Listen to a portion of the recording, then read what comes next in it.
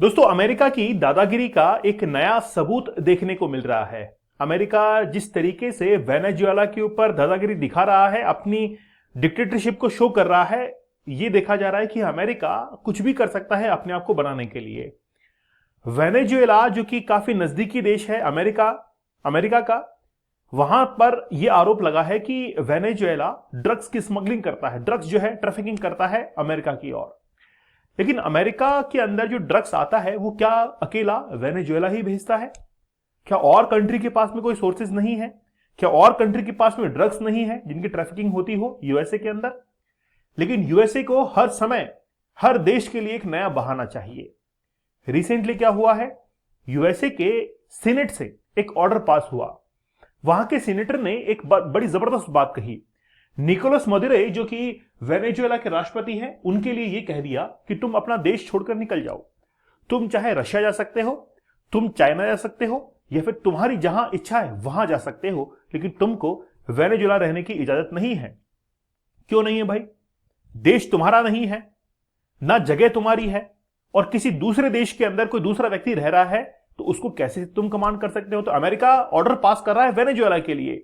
और खास बात है कि अमेरिका ने एयर स्पेस बंद कर दिया है वेनेजुएला का, एक ऐसा देश जो कि पूरे विश्व के अंदर तेल को एक्सपोर्ट कर सकता है, जो कि सऊदी अरब से भी ज्यादा तेल को एक्सपोर्ट कर सकता है, लेकिन कर नहीं रहा है। क्यों? क्योंकि अमेरिका सैंक्शंस लगाता है, क्योंकि अमेरिका ये दिखाना चाहता है कि हमारे पास में भले ऑयल कम हो, लेकिन हम लोग ऑयल का एक्सपोर्ट ज्यादा करेंगे।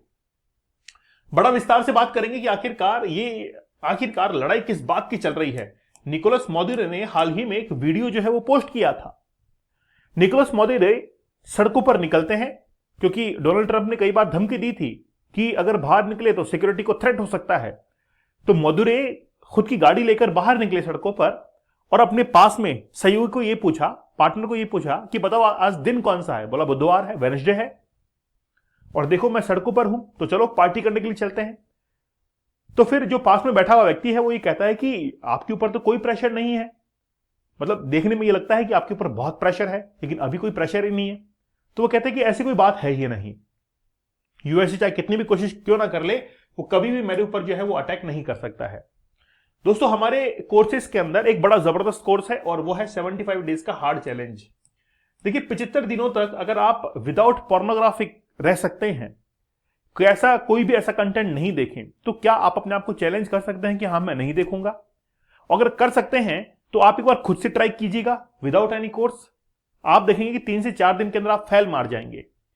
लेकिन अगर आप इस कोर्स की मदद से चलेंगे तो 75 टेक्निक्स मैंने बताई है कि आप लोग 75 डेज की इस टाइम स्पान के अंदर किस तरीके से समझेंगे कि आखिरकार आपका जो कंसंट्रेशन और फोकस है वो किसके कारण खराब हुआ है? पोर्नोग्राफिक कंटेंट के कारण खराब हुआ है।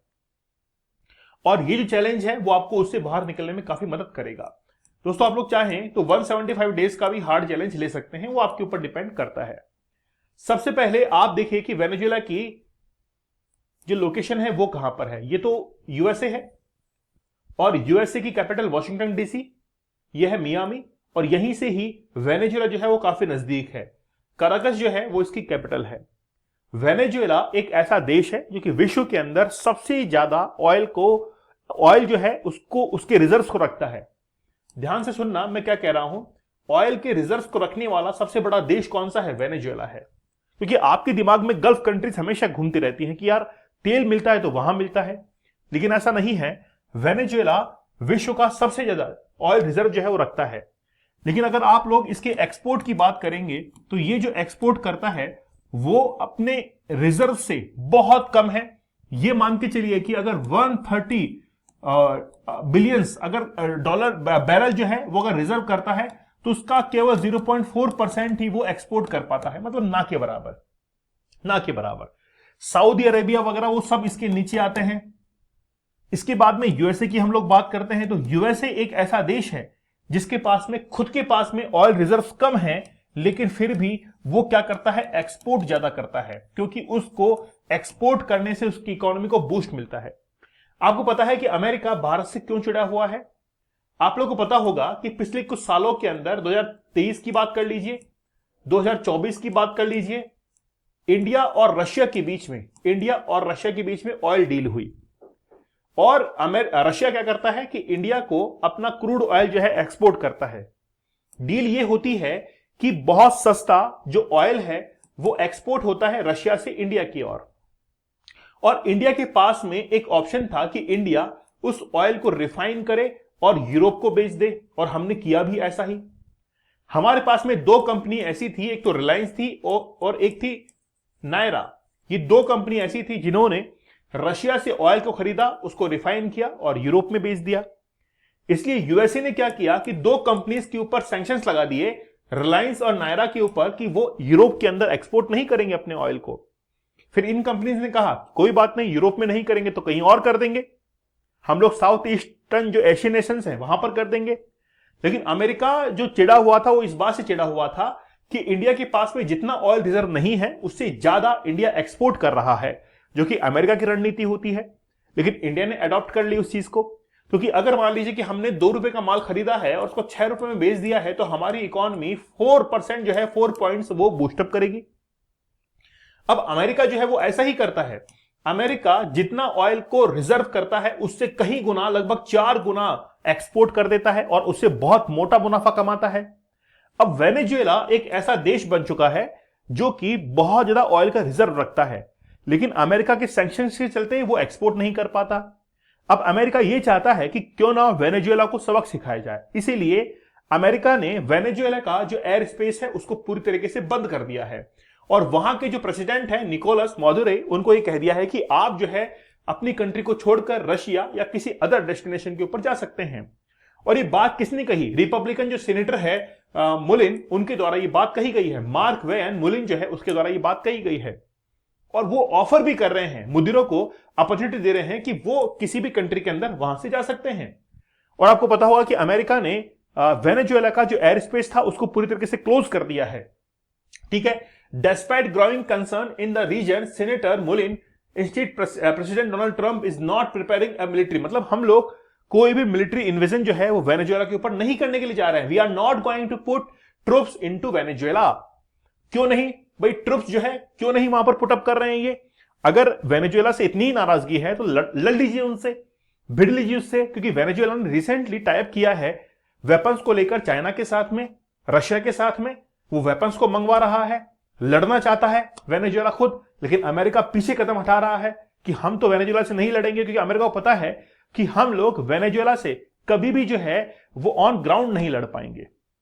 हां, टेक्नोलॉजी बड़ी जबरदस्त है, अगर लड़ाई हो तो बेशक अमेरिका जीतेगा, लेकिन वो क्यों अपनी पावर को जो है लूज करेगा वेनेजुएला से लड़के? इसीलिए उसने कहा कि हम लोग वेनेजुएला से लड़के अपनी जो है शक्ति को खोना नहीं चाहते हैं, क्योंकि अगर इससे लड़ेंगे तो हमारी शक्ति खराब होगी, उसका कुछ भी नहीं बिगड़ेगा। क्योंकि जो इंसान, मान लीजिए कि जो देश ऐसा है कि यार उसको कोई फर्क नहीं पड़ने वाला है, मतलब बात यह है कि अगर कोई गरीब व्यक्ति है और गरीब व्यक्ति को और गरीब कर दिया तो उससे कोई फर्क नहीं पड़ेगा, लेकिन अगर अमीर व्यक्ति गरीब बन जाता है तो उसके लिए बड़ी टेंशन हो जाती है कि यार वो जो एसेट्स मेंटेन कर रहा था उसके लिए बड़ा मुश्किल हो जाएगी। तो what we are trying to do is protect our on shores, मतलब अमेरिका कह रहा है कि हम तो खुद के जो शोर्स हैं उनको बचाने में लगे हुए हैं, हम वेनेजुएला के ऊपर अटैक नहीं करेंगे, और अटैक कर भी नहीं सकते हैं। ये क्यों? क्योंकि अमेरिका ये चाहता है कि वेनेजुएला के जो ऑयल रिजर्व्स है उनको वो कैप्चर करना चाहता है। तो अमेरिका ने बार बार इंडिया को ये धमकी दी थी, थ्रेट दिया था कि रशिया से कोई भी ऑयल जो है इंपोर्ट नहीं करे, ये थ्रेट हमको दिया था, लेकिन भारत ने मानी नहीं। भारत फिर भी जो है रशिया से ऑयल को इंपोर्ट कर रहा था, क्योंकि भारत को पता था कि अगर हमको अपनी इकोनॉमी को बूस्ट करना है तो यूएसए के स्ट्रैप के अंदर फंसने की जरूरत नहीं है, हम अपनी इकोनॉमी को अपनी खुद के दम पर बूस्ट अप कर सकते हैं। लेकिन वेनेजुएला के ऊपर सैंक्शंस लगाने का मतलब यह है कि अमेरिका उसी ऑयल को इंपोर्ट करना चाहता है जो कि वेनेजुएला के अंदर होता है, और उसको फिर वो एक्सपोर्ट करेगा दूसरे कंट्रीज को अपने मन मुताबिक दाम पर, जिससे अमेरिका की इकोनॉमी जो है बूस्ट अप करने वाली है। यहां पर जो है वेनेजुएला के साथ में लड़ने का कोई भी जो है वो पर्पस नहीं है। लेकिन अमेरिका ये कह रहा है कि भाई जितना भी ड्रग्स होता है, ड्रग्स का पूरा जो ट्रैप है, ह्यूमन ट्रैफिकिंग वगैरह, इसके कारण हम लोग वेनेजुएला से नाराज है, जो कि एक मतलब फालतू की बात है। अमेरिका के अंदर जो ड्रग सप्लाई होता है, ह्यूमन ट्रैफिकिंग होता है, वो क्या अकेला वेनेजुएला करता है? और भी कई कैरेबियन कंट्रीज हैं वो भी कर सकती हैं वहां पर। लेकिन फिर अमेरिका के दिखावा क्यों कि आखिरकार ये जो ड्रग्स की सप्लाई है वो वेनेजुएला करता है? ये केवल पूरा तामझाम इसलिए है क्योंकि वेनेजुएला के ऊपर सैंक्शंस लगाए जाए ताकि वो जो ऑयल को एक्सपोर्ट करे। भाई देखिए, अभी तो एक्सपोर्ट करता नहीं है। वेनेजुएला ऑयल रिजर्व रखता बहुत ज्यादा है, ओपेक के अंदर शामिल है, लेकिन फिर भी उसका एक्सपोर्ट जीरो के बराबर है, कुछ पॉइंट्स के अंदर है। तो अमेरिका बाद में क्या करेगा वेनेजुएला के ऊपर कि केवल हमको जो है वो ऑयल को एक्सपोर्ट करो, ताकि हम जो है मन मुताबिक दाम के अंदर उसको बेच सके। तो बेसिकली ये सब कुछ बेकार की बातें हैं। और अमेरिका ने इसके लिए ऑपरेशन सदर्न स्फीयर जो है वो भी चलाया था, और इसके अंदर 21 बोट्स को भी वहां पर उनके ऊपर अटैक किया था कि देखो ये ड्रग्स वगैरह जो है वो लेकर आ रहे हैं, इसलिए हम लोग इनको तबाह कर रहे हैं। लेकिन ये एक छोटा सा मामला हम लोग देख सकते हैं, ये छोटी सी बात है। अमेरिका केवल और केवल वेनेजुएला जो है उसके ऊपर अटैक करके या फिर उसके ऊपर सैंक्शंस लगा के वहां के जो ऑयल रिजर्व्स हैं उनको कैप्चर करना चाहता है। वहां से फिर इंपोर्ट करेगा, रिफाइन करेगा और मन मुताबिक दाम पर जो है अपने हिसाब से बेचेगा, जैसे कि इंडिया ने रशिया के साथ में किया था, इसीलिए तो वो चिढ़ा हुआ था। तो वेनेजुएला केवल एक हथियार के तौर पर है, उसका इस्तेमाल करेगा, आम है, उसको चूज कर फेंक देगा अमेरिका एक दिन। ठीक है, चलिए दोस्तों, डीप वर्क का एक कोर्स मतलब काम करने के अपने तरीके होते हैं कि काम को किस तरीके से किया जाए। Elon Musk, Bill Gates, Ratan Tata, ये सभी जो है अपने काम को बहुत सलीके से करते हैं। आखिरकार का वो टेक्निक कौन कौन सी है उसको मैंने बताया है, 30 टेक्निक्स को आप लोग जरूर इसको देखिएगा। साथ में 75 डेज का हार्ड चैलेंज या फिर 175 डेज का हार्ड चैलेंज आप लोग जरूर ज्वाइन कीजिएगा।